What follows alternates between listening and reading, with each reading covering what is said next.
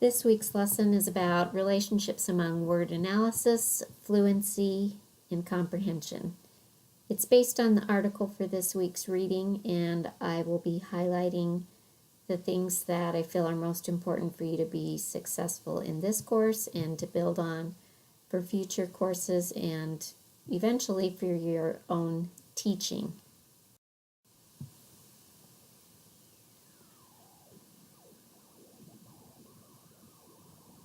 So let's start with a very basic definition of fluency, which is the ability to read text quickly, accurately, and with proper expression.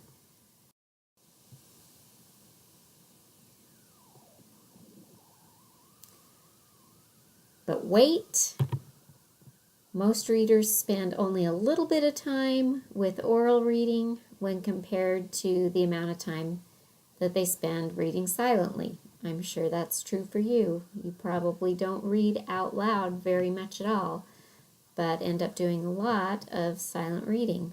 That's the case for most mature readers. So we have to ask ourselves, are we reading quickly, accurately, and with proper expression in our heads? Are we reading fluently when we read silently? Is that a thing? Does it matter? And the answer is yes. Actually, it does matter whether we're able to read quickly, accurately, and with proper expression in our heads. We hear the text in our heads to some extent, and so in that way we even have expression of what we're reading in our heads.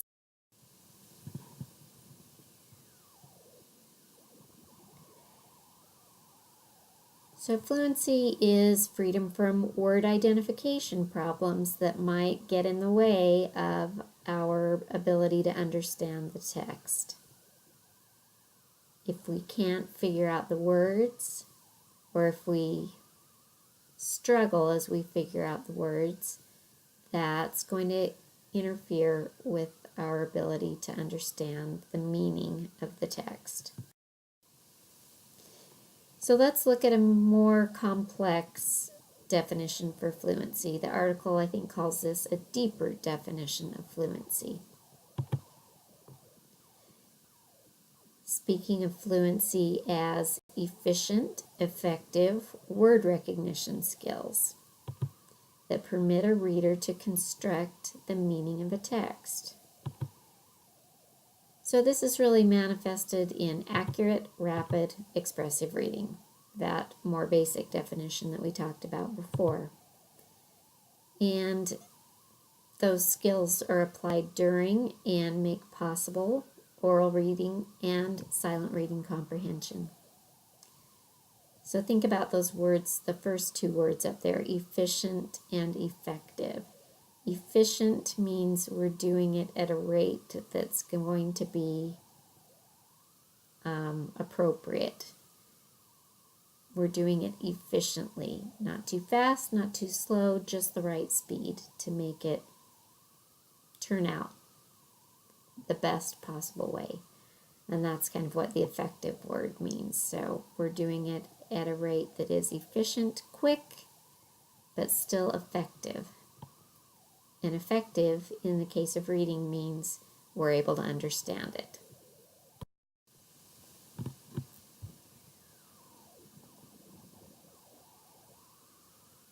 So relationships, I figured if I used that for the heading, I'd get your attention, because what college woman does not care about relationships? Hopefully you care about the following relationships. That there is a significant positive relationship between oral reading fluency and reading comprehension. How fluently we read out loud influences how well we understand the text. There is a positive, significant relationship. And we know that efficient decoding is consistently related to comprehension. So there's a relationship between efficient decoding and comprehension. That's kind of another way of saying that there's a relationship between fluency and comprehension, since we know that efficient decoding is an important part of fluency. We can even say that fluency has a causal relationship with reading comprehension. So look at that word causal. The base word is cause. So fluency causes reading comprehension is what we're saying here. That's the relationship. If you don't have fluency, you don't have reading comprehension. It's a cause and effect relationship. And interestingly, it's also a reciprocal relationship, meaning that fluency influences comprehension and comprehension influences fluency. If we're understanding what we read, we can read it more fluently. I think you can especially see that in terms of reading with expression. We call that prosody. So our prosody, our reading with expression, is better if we understand what we're reading.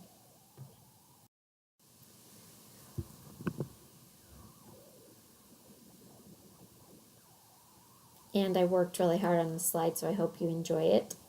Just demonstrating that fluency is the bridge between decoding skills and reading comprehension. It's really that developmental process that enables that bridge to form, so that when we figure out the words, we can understand them.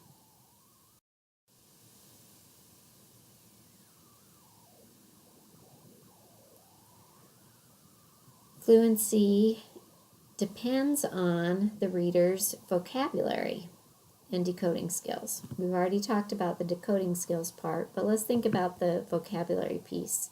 So if we're decoding accurately and pronouncing these words,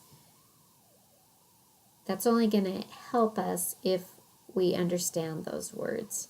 Of course, we build our vocabulary through reading. We figured that out last week, that sometimes we're actually coming to understand those words as we are reading. So we can see that relationship between vocabulary and decoding skills.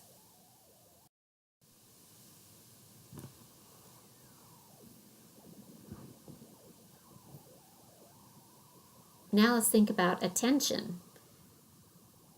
So neuroscience has shown us that we really can't do two things at once. Our brains can't do two things at once. It's kind of like asking your brain to rub your stomach and pat your head at the same time. If you are trying to figure out what a word is and also trying to understand the passage that you're reading. Reading is really at least two processes that happen together.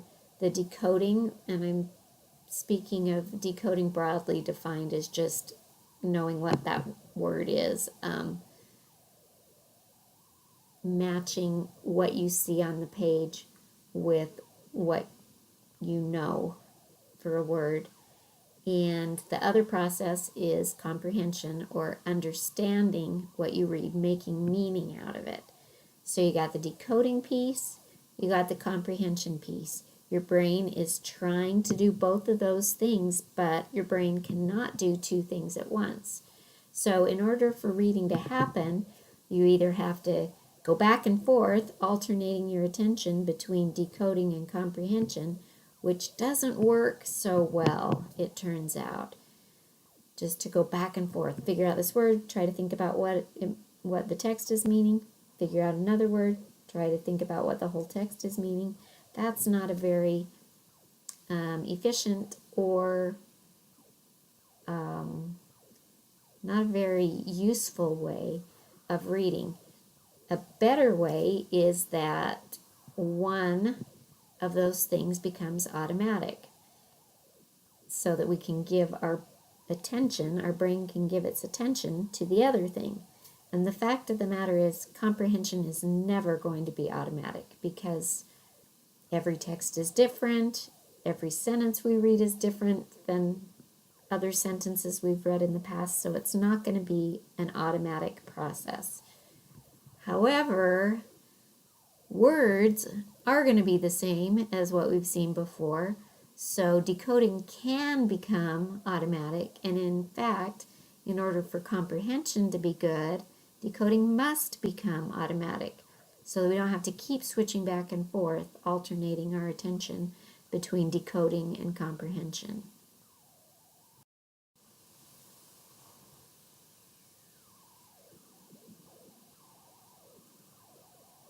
The article also talks about how fluency develops. Fluency develops from practice, and people who read more become more fluent, and those who avoid reading fall behind.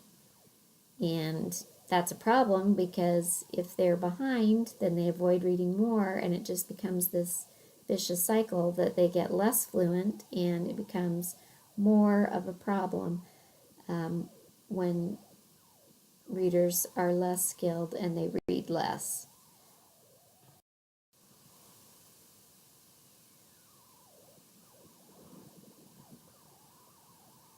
So there are two main ways to develop fluency. One is with repeated readings. That means reading the same thing more than once.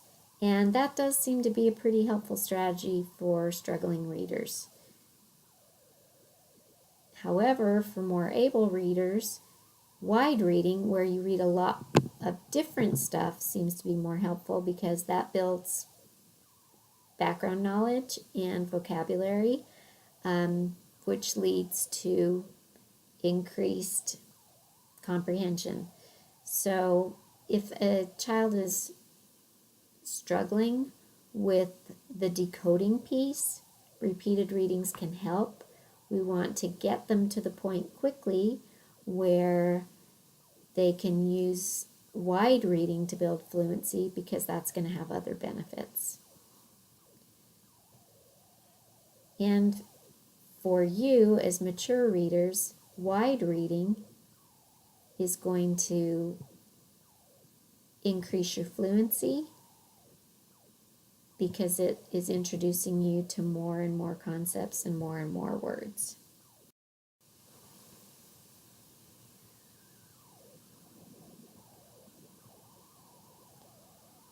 When we think about the development of reading and the development of reading fluency, early stages are really helpful to kind of plug in what you've been learning all semester about graphophonic relationships and see how that connects with fluency. So starting out, we have the pre-alphabetic stage where kids don't have a knowledge of the alphabetic principle. And remember, the alphabetic principle is that idea that letters match up to sounds. So they don't really get that connection. At the next stage, the partial alphabetic stage, the reader knows and uses some graphophonic relationships, so understands some of the connections between letters and sounds, especially using the beginning and then eventually the beginning and ending of word parts for pronunciation. Those are the easiest parts to use, and that's what's happening at the partial alphabetic stage. Then they move on to the fully alphabetic stage, where they are carefully processing the print so that they can recognize what those words are. And finally, the consolidated alphabetic stage, where they are recognizing whole words instantly and recognizing letter patterns across words. But in addition to the ability to recognize words and see letter patterns across words, readers also need to have the language vocabulary in order to reach advanced levels of reading fluency.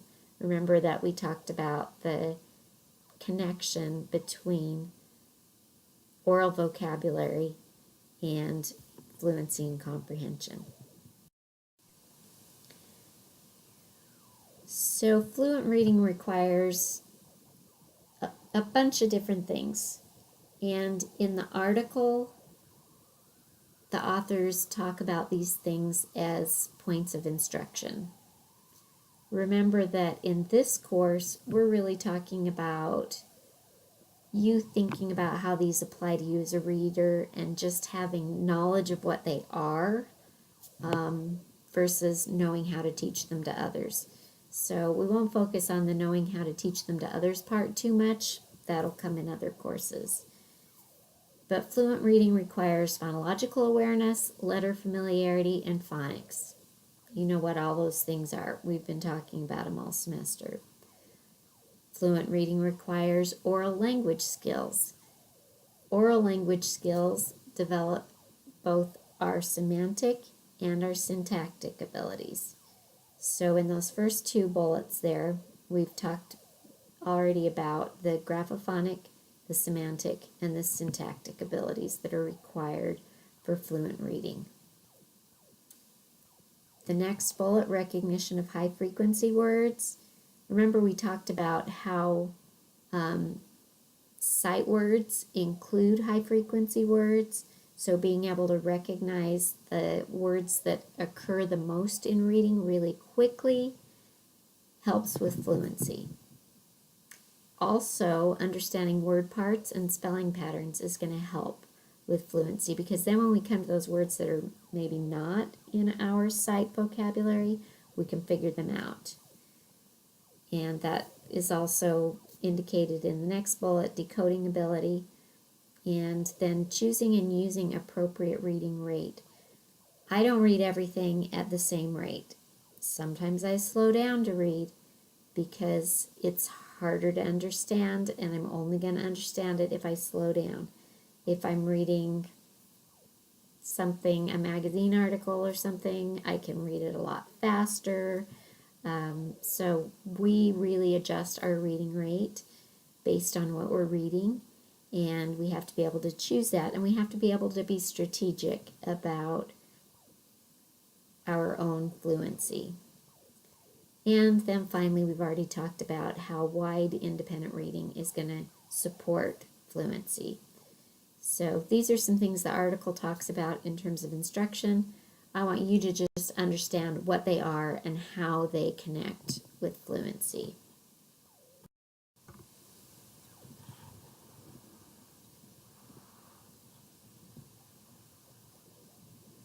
Okay, so as promised, there's a little quiz for you to demonstrate some of your understanding of this week's content. So what you're going to do is time yourself reading a passage out loud or orally, and I want you to think about what you're reading while you read it. So in just a second, I'll tell you to pause the video, and then you can get some kind of timing device so that you can time yourself reading out loud. So you're going to time yourself. As soon as you turn the video back on, I'm going to show the passage. So you'll be ready to push start on your timer, maybe on your phone timer. And then at the end, you're going to push stop, and it's only a 100-word passage, so you have to be pretty accurate in timing yourself. So make sure you're ready to do start and stop. And I guess what I suggest is you, after you pause the video, get everything all ready, then you start the video, and as soon as you see the passage appear, click the video stop so that you've got the passage for as long as you need it right in front of you. And then after you're done reading it out loud, you're going to push stop on your timer and make a note of how long it took you to read it.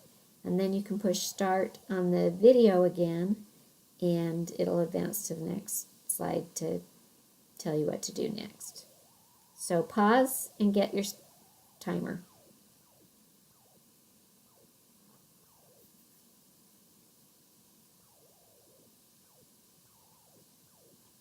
And here's the passage. Get ready to push start.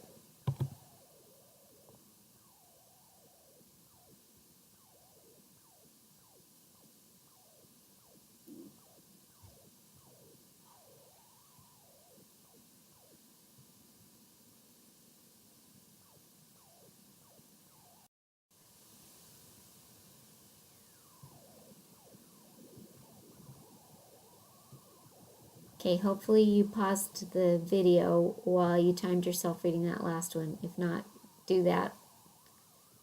But hopefully you're ready to go on. So this time I'm going to give you a different passage, and you're going to time yourself reading the passage silently in your head. Again, think about what you're reading, and you're going to use the same process. So you've got your timer ready. You're going to pause it, make sure it's ready to go. Pause the video, make sure it's ready to go. Push start on your timer. Read the passage, push stop on your timer. Then you can start the video again so that you go on to the next slide. Okay, get ready to pause the video and start your timer.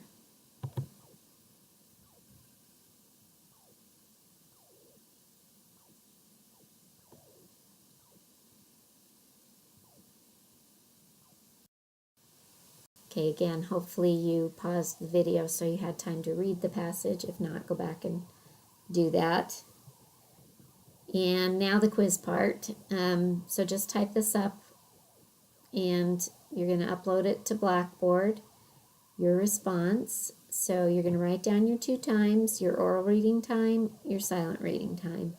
And then you're going to just write a brief paragraph. What do you notice when you compare those 2 times? What do you wonder about as you look at those 2 reading times? What do you think those times might tell you about mature readers, such as yourselves? And how do you think this might be different for a 7-year-old? So after you've thought about those things, written a paragraph, including your 2 times, upload that to Blackboard, and then you'll be done.